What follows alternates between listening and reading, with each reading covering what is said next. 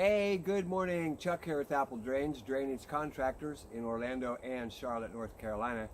You know, I've made a lot of videos about so many different drainage projects, and I realize I've never really shown you all the options that are available for sump basins and sump pumps. So let's take a moment. I think this is a very informative video, and hopefully you can learn a lot. So this is a standard HDPE. And this is available, pretty readily available at Lowe's. I've never seen it at Home Depot as I call it. However, they may carry it in other states, I'm not sure. But this is a 24-inch depth, 24 inches deep, and it's about 22 inches wide at the top.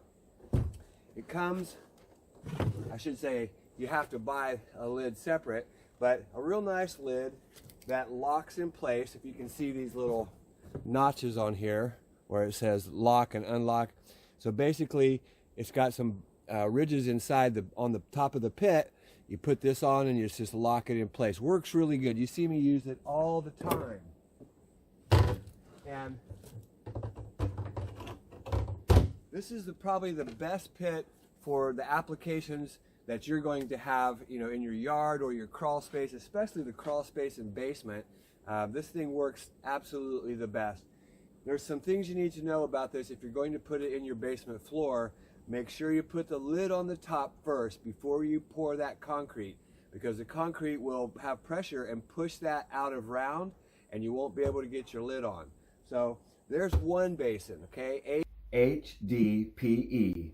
And when you look at it, if you look at it online, I always remember the word hope, but it's HPDE, and you can search for that, you know, online and find it.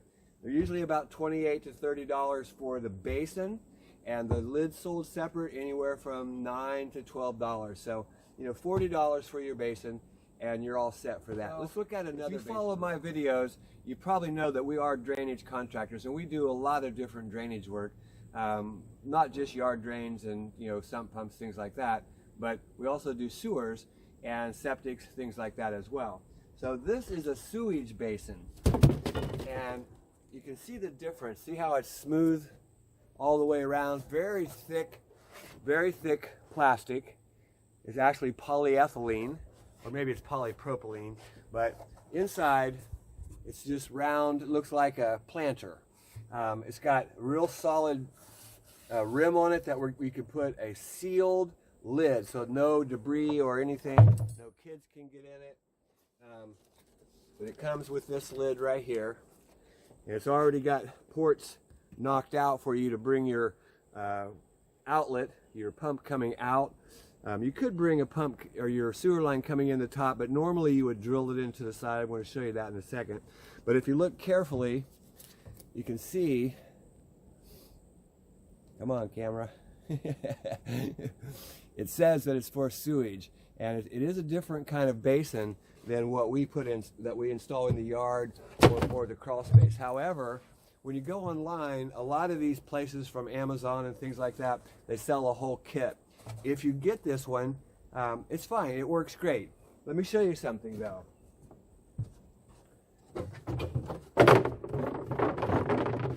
You'll notice right away that this is a much smaller basin than the HPDE, okay? This one, it holds more water, and that's important for your pump because your pump has to have an area to fill up so the pump float can kick on and send it out. Again, this works fine. I've used them many times, even in the yard. It just depends on where we're going to put it in the yard. Normally we don't put things right out in the yard. Normally we try to put things up by the house, and the reason why is because you've got to have power. So your electrician is going to run out your power to a GFI outlet, and it's much cheaper for that electrician to put that, you know, from the house versus having to trench a line out to the backyard. Remember, you can bring that water back any direction, and there were some comments about bringing the water back towards the house. I realize there's a lot of armchair people out there, but that has nothing to do with it. It's all about, you know, getting that cost down for you, the consumer, the customer. So again, this is a sewage basin, right? And this is crawl space, basement, and yard. Let me show you a couple more things that you could do in a pinch. And hey, I've done all these things.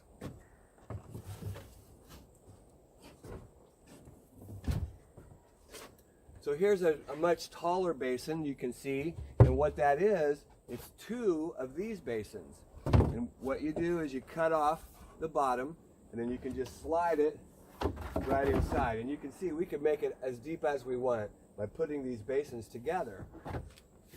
Using a good PVC tape, or even a good Gorilla tape, you know, the duct tape, that works fine too. What we do is we screw this piece to this piece, and then we just wrap it so no sand or debris can get into that basin. And what we've done is we've lowered that basin. So let's just say that you've got a big incline that you've got to send this water to. Remember, I like to bring that basin by the home, so it may be uphill on the outside grade, but you can dig down as deep as you want. And there's two parts of your system. One is the collection of water, whether that be French drains or a channel drain, or even the roof itself. The roof is collecting the water, and then you've got the downspout drain. That's all collecting water. Now you have to discharge the water. If you have good fall going out to the street, or maybe to a storm drain, or even out back to a natural area, that's great. But if you don't, sump pump is your discharge. It will be discharged to daylight because it's daylight in here, and the pump is a lift station lifting that water up and sending it wherever you want. So there's three pieces that you can see. Let's take a look at another one. There's so many kinds of things that you could do.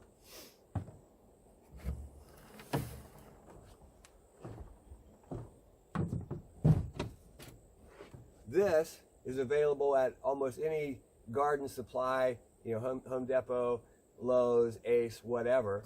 And what it is, it's a huge planter.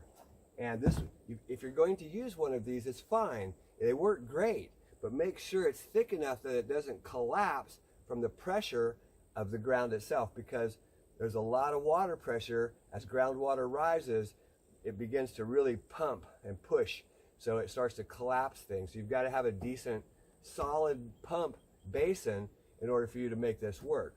So what about a lid? A trash can lid can work, but get a hefty or something that's really strong. What I've seen people do, and it works really good, this is the flow well lid, and it fits right on there, and then you can secure it with screws if needed. So that's all really good too. Again, just in the pinch, or however you want to put your basin in, just make sure that it's solid enough that nothing is going to collapse that basin after it's put in. Let's look at one more.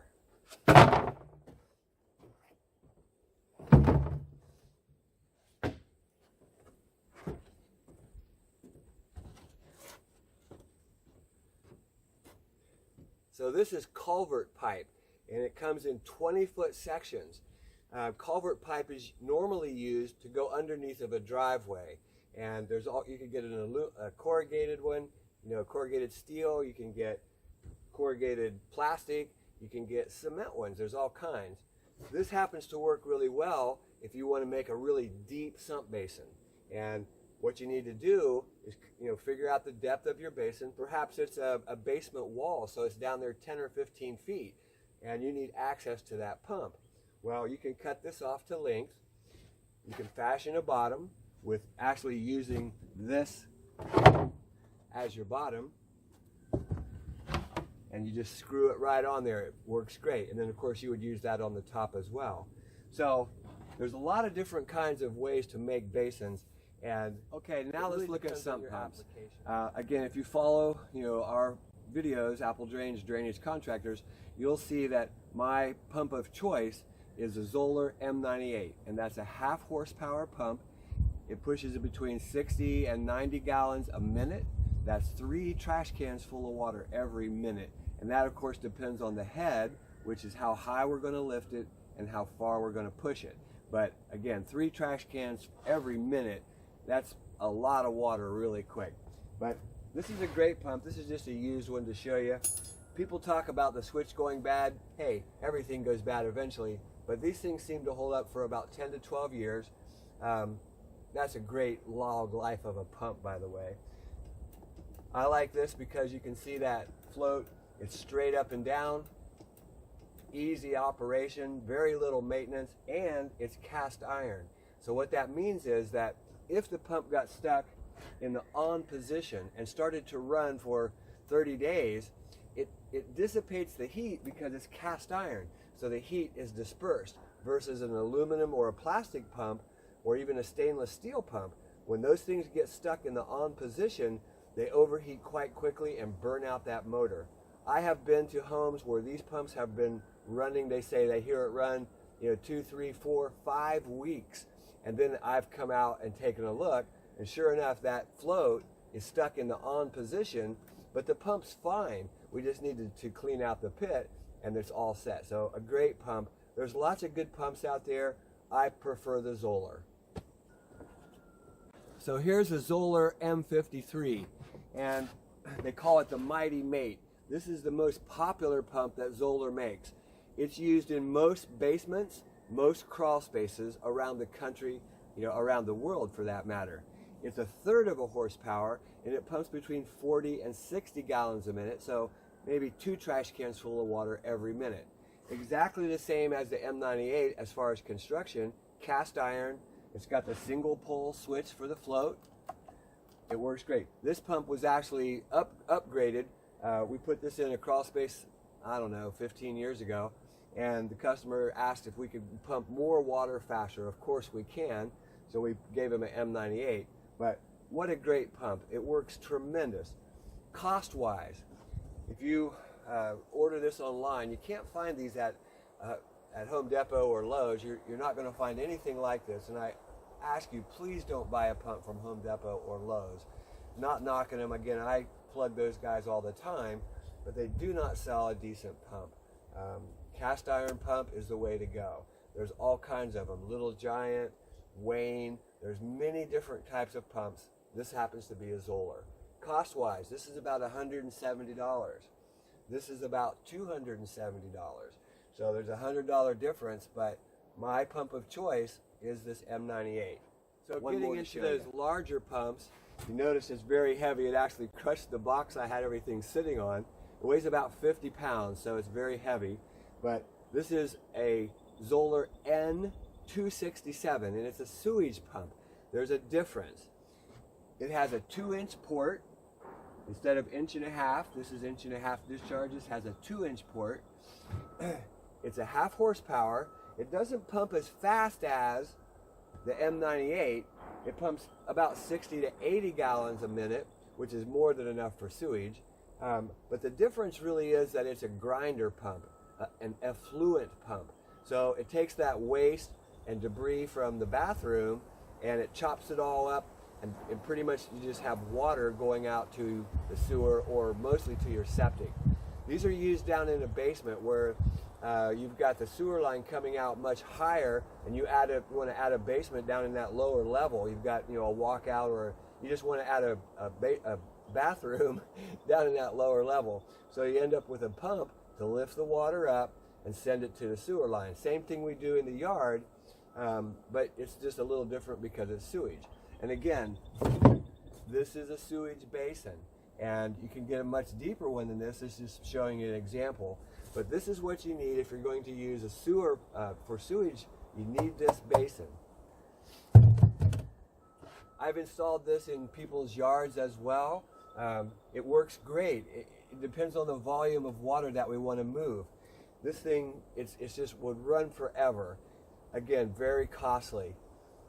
The N267 is about $500.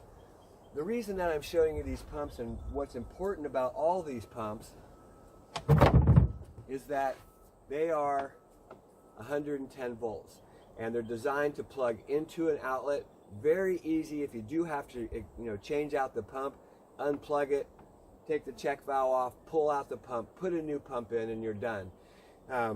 Start to get into bigger pumps. Of course, there's much larger pumps. We install huge pumps that are 220 volts, but those are direct hardwired and much different than the application that we've been showing you here on the channel and over all these years for the rainwater drainage system. Great pumps. Let's take a look at a couple more pumps. I'm going to have to lift up the big heavy guy to get him out of the way because it's just too heavy for that box. This is what Home Depot and Lowe's sell. I think this came from Lowe's. And this is also a Zoller, but it's an H2O Pro, and Zoller marketed some things that, hey, they just don't work. This has a magnetic float, comes up, and it kicks on right here. That's how the system works. And it's very similar to the Mighty Mate. This is 1/3 of a horsepower. Also has the 110 volt outlet. It is a Zoller pump, but be wary. It is cast iron, but it just doesn't have the life that the other pumps do. And it's mostly this switch right here. You'll see some of the other pumps if you go to a plumbing supply store, maybe a Liberty pump. Liberty makes a great pump, but in the recent years, they've changed over to this magnetic float. And what happens is that this switch goes bad quickly. I've probably replaced a dozen of these in a year. And again, I feel for the customer, but they should have got a good pump to begin with. So that's one more. I got one more pump to show you. This pump is available at Lowe's and Home Depot as well. It is 1/3 of a horsepower, 110 volt, plugs directly into the outlet. This is made by Utilitech. This is my pump, and I use this all the time when we're working in an area that's flooded. So I need something to pump out that water so we can excavate. It's a great pump, and it pumps about 40 to 60 gallons a minute, very quick. Has an 1.5 inch discharge, just like the Zollers.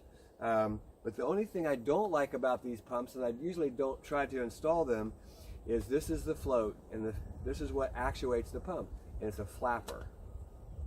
Can you hear that click? That turns on and off the pump. So what can happen with this, if you're not familiar with it, this float can get stuck against the side of the pit very easily, both in the off position and in the on position.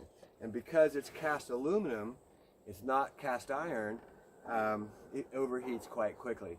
But again, if you're trying to just do a temporary repair, this is a great little pump. But try to avoid pumps that have a flapper. So you've seen me install many sump pumps and sump basins, and I just want to review that with you real quick. Using this HDPE NDS 24-inch depth, what we like to do is try to use the hacksaw, cut that nipple off, and bring that line into that port. It doesn't always work that way. I mean, sometimes our lines, remember, we're digging through grade, so sometimes our lines come down quite deeper, where we have to extend the pit, double the pit, or use a culvert to get to the depth that we need. But things that you need is you need a handy dandy drill, cordless drill, and a 4.5 inch hole saw. This is most important on this job because you can bring this in at any level. So I can drill a hole right here to bring our inlet line in if that's the depth that's needed. You can do the same thing on the sewage line, on the sewage pit. Usually you're up here at the top, but you could come down at any level and just drill your holes directly into the pit. No worries. Just pop that pipe right in. Remember, it's 4-inch pipe that we're running through there. You also need a 2-inch hole saw. This is for the discharge of that line. Yes, you can come up out of the top and send it out, but for that clean look, what we like to do is bring that discharge line out underground. So we can put a 2-inch hole here, which is the exact outer diameter of 1.5 inch pipe. Perfect every time. So a couple of tools that you do need. You need your handy dandy Black & Decker. Everybody likes that. But a good 20 volt cordless drill or any kind of 3/8 power drill, 4.5 inch hole saw, and a 2-inch hole saw, and you're all set. So I know I gave you a lot of information very quickly. Of course, you could always stop your video and rewind it to see all that. But the point of all this video is there's lots of ways to solve problems, wet yards, French drains, there's just so many different ways you can do this. And as drainage contractors, over 30 years we've been doing this, I think I've learned quite a bit of what works and what doesn't work. I think today that, thank you Google, there are so many videos out there today, and all this hype about fabric, about gravel for your French drain, you know what, it's all good. Some people, they do tremendous amounts of gravel and wrap in a fabric that they say works really well, and they don't put catch basins on it. Other people, they wrap the perforated pipe with a sock, and then they put gravel on that, or they don't, and then they add catch basins. You know what, everything seems to work pretty good, and the life expectancy of any of these systems, it really depends on whether or not you clean the line or not. We recommend that you clean that drain about every 3 to 5 years. You can call us. We have a machine that you've seen us clean many drains. We clean corrugated pipe every day. There's not a problem with that. We clean PVC every day. That makes no difference. If your line's broken and collapsed, well, it's broken and collapsed. But as for tree roots, if you maintain that line and send a cable down that line to clean it out every 3 to 5 years, that thing's going to last forever. Again, there are different videos out there with all kinds of ways to install French drains, yard drains, channel drains, micro channel drains, crawl space, basement. It's all good stuff. And I think the best part of YouTube is that there's so much information out there that you really have a great choice and really start to learn what works for you on your particular drainage project. Hey, this is Chuck with Apple Drains, reminding you that if you believe you can do something, I guarantee you can do it. Have a great day. One final quick note. I see this a lot. 5-gallon bucket with a sump pump inside. Do not do this. As a temporary thing where you're just pumping water out, yes, you can do that. Do not make this permanent. Let me quickly show you why. We'll just use this smaller, this is a very small pump, this H2O Pro, but you can see it just barely fits inside the bucket, and it doesn't have enough water area to accumulate. You can't get enough water for that pump really to take that water out. So do not use a bucket.